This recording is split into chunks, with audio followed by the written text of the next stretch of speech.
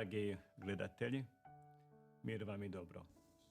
Pomišljat ćemo 친애하는 시청자 여러분, 여러분 모두에게 평화와 선을 빕니다.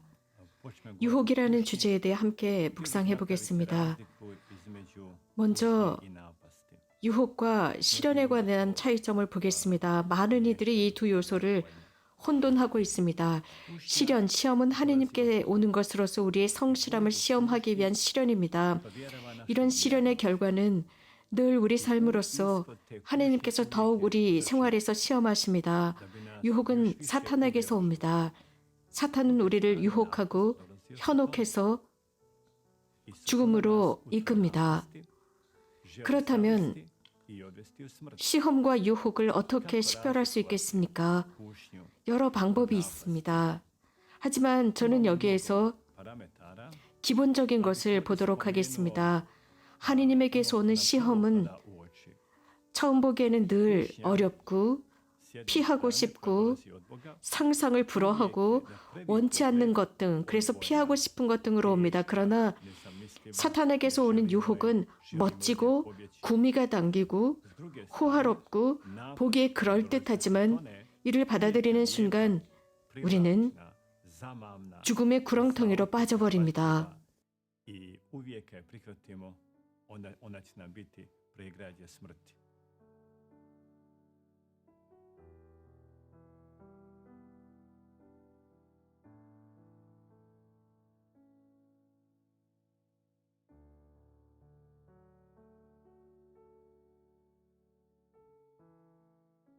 Imamo 성경에는 이에 대한 많은 예가 있습니다. 시험에 관한 예 중 으뜸이 되는 것은 하느님께서 아브라함에게 아들 이삭을 희생제물로 바치라시며 시험하시는 장면입니다. 여러분, 그때 아브라함은 어떤 생각을 했다고 생각하십니까?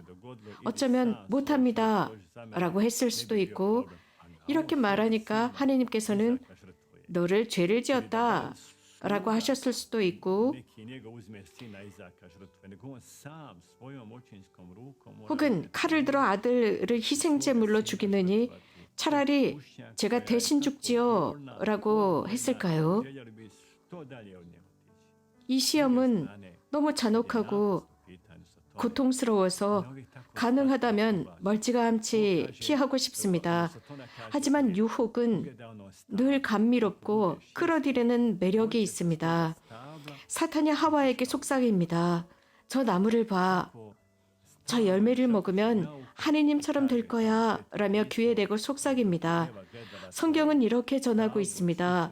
하와는 그 나무를 쳐다보며 사탄의 목소리, 유혹의 목소리에 귀를 기울였습니다. 시각과 청각에 의하면 그 목소리는 너무 매혹적이었으며 보는 그것은 너무 맛있어 보여서 이거를 먹고 맙니다.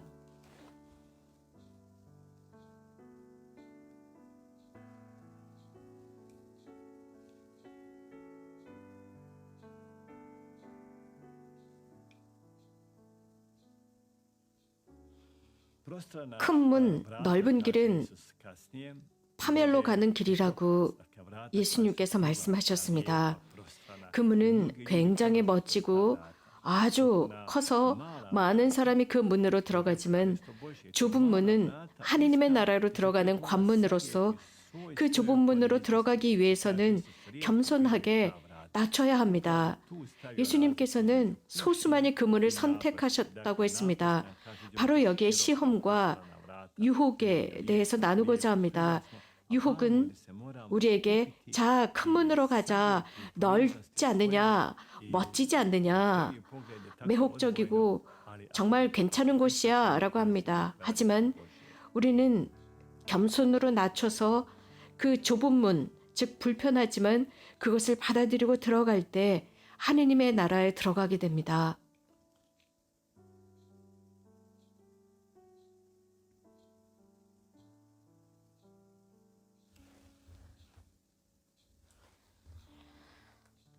성경을 읽다 보면 하느님께서는 지속적으로 인간을 시험하시는 장면들이 나옵니다. 우리는 끊임없이 시험 중에 있습니다. 이런 시험의 목적은 세 가지라고 성경은 언급하고 있습니다. 아주 구체적으로 세 가지인데 그 분명한 세 가지는 첫 번째로 하나님께서는 인간을 시험하시면서 그 인간의 성실함을 시험하고자 하십니다. 이것은 토비아서에서 라파엘 천사가 토비아에게 이렇게 말합니다. 하나님께서 나를 보내셔서 너의 믿음을 시험해보게 하셨다. 그것은 내가 원해서 온 것이 아니라 하나님의 명령에 의해서 왔다라는 의미입니다. 이렇게 하시면서 하나님께서는 라파엘로 하여금 그의 믿음을 시험해 보십니다.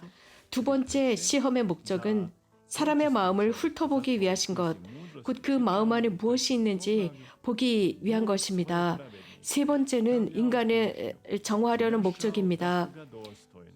지혜서에 보면 의로운 당신 사람들을 시험하시고 그들이 당신께 막가진 이들임을 아셨다고 했습니다.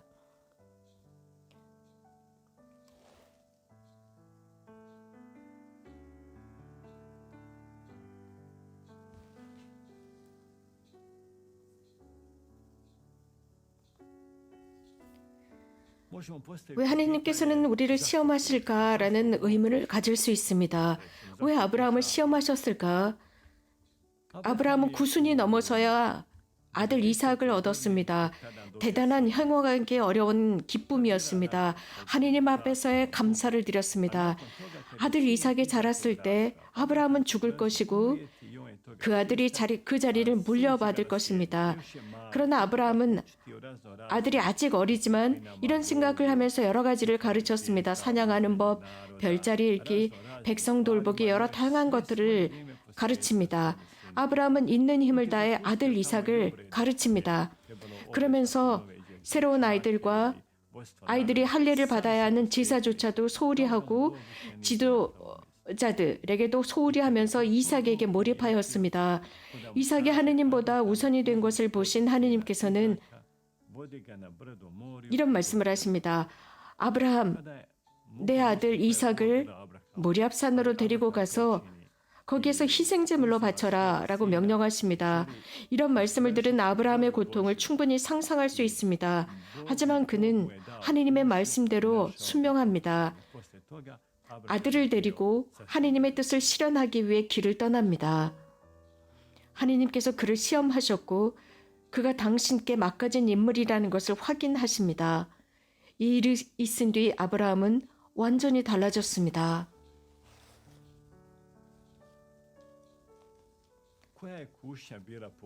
아담과 하와가 겪은 시험의 특징은 무엇일까요? 하나님께서 그들에게 모든 나무와 열매를 주셨습니다.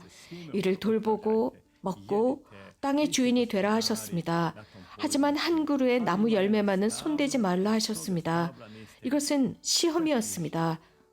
만약에 제가 하와나 아담의 위치였다면 그래서 그 드넓은 정원에서 매번 그 나무 앞을 지나가면서 늘 그 나무를 바라보았을 것입니다.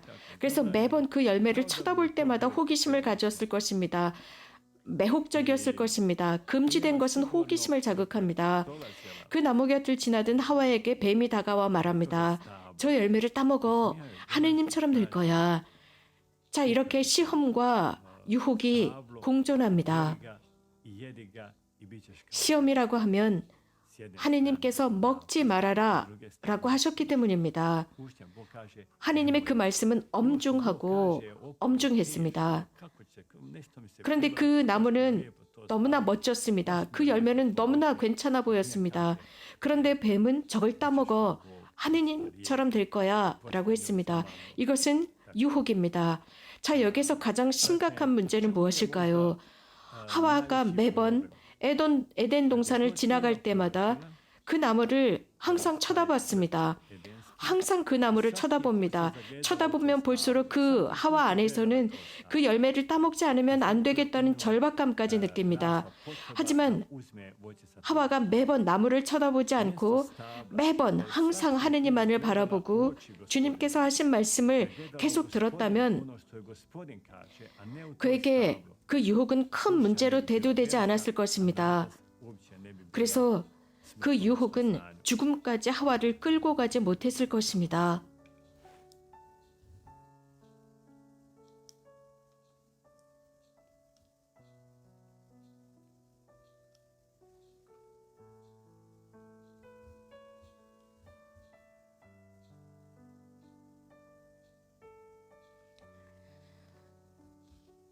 하나님께서는 광야에서 당신 백성을 시험하십니다.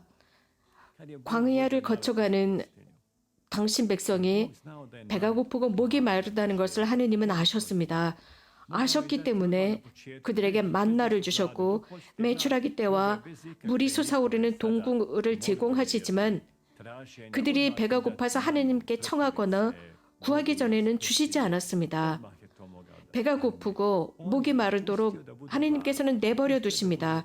그들을 시험하고자 하셨습니다. 즉 그들의 성실함을 보고자 하셨고 이집트의 노예 생활에서 박힌 노예의 근성으로부터 그들의 마음을 정화하고 싶어 하셨습니다. 모세도 백성처럼 배가 고팠고 목이 말랐지만 그는 투덜대지 않았습니다.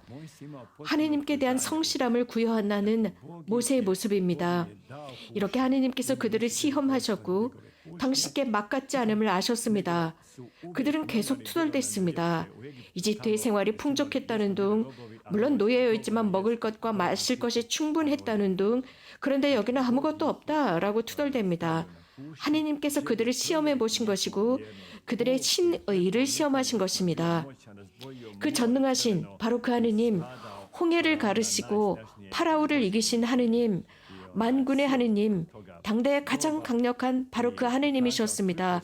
그 강력하신 힘을 발휘하신 하느님을 그들은 더 이상 신뢰하지 못합니다. 이유는 약간의 배고픔과 목마름 때문에 투덜댑니다. 모세 같은 신뢰를 갖지 못한 백성이었습니다. 시험은 사람에게 유익합니다. 시편 139편에서 이렇게 노래합니다. 하느님, 저를 살펴보시어 제 마음을 알아주소서. 저를 꿰뚫어 보시어 제 생각을 알아주소서. 제게 고통의 길이 있는지 보시어 저를 영원의 길로 이끄소서라고 했습니다. 모든 예언자가 시험을 겪었습니다.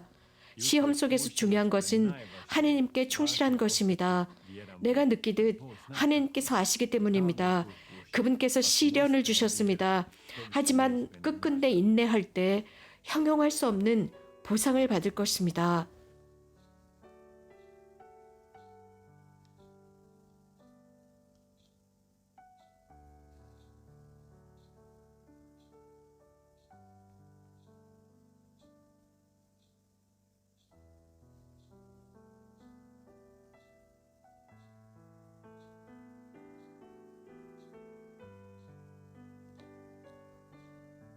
특별히 놀라운 것은 예수님께서 광야에서의 그 과정, 겟세마네 올리브 동산에서의 과정입니다. 예수님 안에는 시험과 유혹이 동시에 공존하고 있음을 볼 수 있습니다. 성령께서 예수님을 지키셨고 광야의 유혹으로 이끄셨고 거기에서 40일 동안 배고픔과 목마름에 시달렸습니다. 그분께서 매우 약해지고 힘들어진 틈을 타서 사탄이 다가옵니다. 기도와 단식, 하느님과의 친밀한 관계, 성경 읽기와 하느님 말씀 읽기가 없다면 우리는 견딜 능력이 없습니다. 예수님께서 광야로 가셨고 또 시험과 유혹 속에 계셨지만 이러한 것들이 당신께 필요한 것이 아니었습니다. 단지 우리에게 길을 제시하고자 그곳으로 가셨습니다. 우리가 기도와 단식, 성경 읽기, 성령의 감도에 의해 기억되는 하느님의 말씀을 우선시하지 않는다면 사탄의 유혹 혹은 시험을 도저히 감당하지 못할 것입니다. 사탄은 예수님께 빵을 많게 하라고 요구하거나 혹은 그 외 다른 것을 요구할 때마다 예수님께서는 각각의 이 세 가지 유혹에 맞서 성경 말씀을 인용해서 대적하셨습니다. 모세와 율법 그리고 예언서였습니다. 이유는 하느님의 말씀이 온전히 그분 안에 머물고 계셨기 때문입니다. 주님께서는 말씀을 읽으시는 분이셨기 때문에 또 하느님과 친밀한 관계에 머무셨기 때문에 가능한 일이었습니다. 우리가 기도하지 않고 단식하지 않고 성경 말씀을 읽지 않는다면 유혹과 시련이 왔을 때 감내할 힘을 갖지 못할 것이고 이에 대적할 때에 필요한 성령의 말씀도 갖추고 있지 못하게 될 것입니다.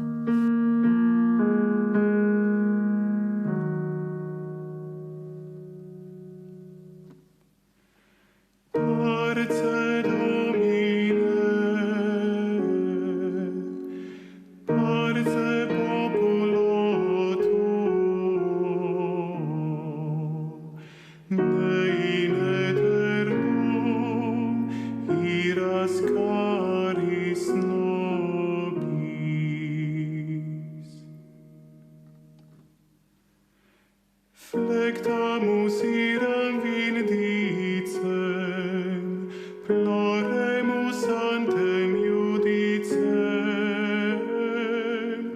clamemus ore supplici, dicamus omnes ser noi.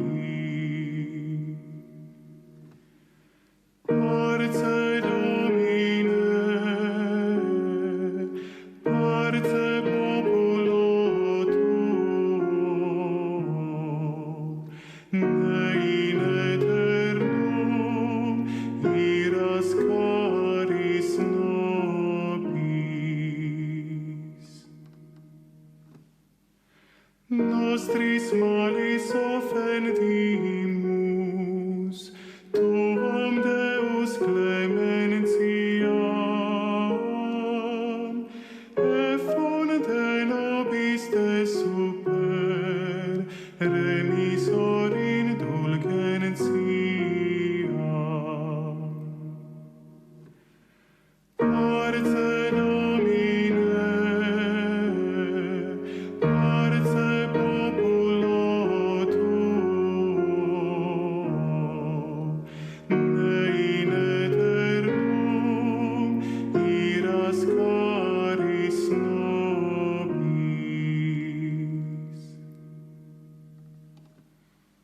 Dans tempus acceptabile, da lacrimarum rivulis, lavare cordis victimam, quam leta durat caritas. Parce Domine, parce populo tuo, in aeternum iras caris nobis.